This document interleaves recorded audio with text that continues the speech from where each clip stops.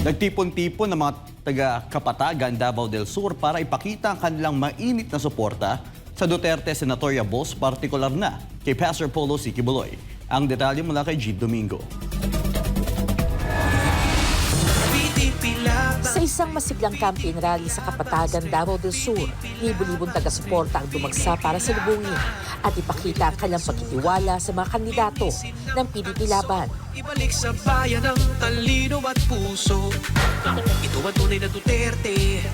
Pumili siya ng 9 may asim, totoong magsisilbi.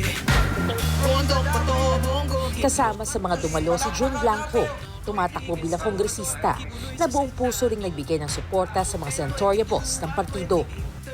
Mo na mo hangyome, larason na to, ug boto ang Team Duterte. Pwede ba?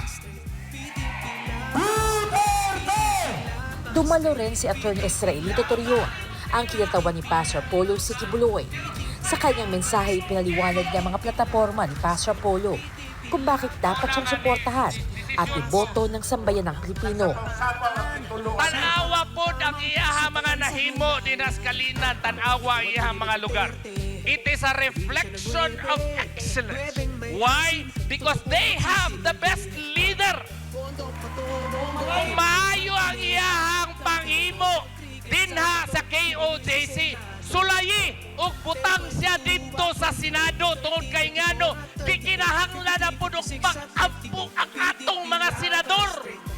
Binigyan din niya na bago pa man pumasok si Pastor Polo sa mundo ng politika, marami na siyang naitulong sa bayan sa pamamagitan ng mga proyekto at mga programang nagtataguyod ng tunay na pagbabago.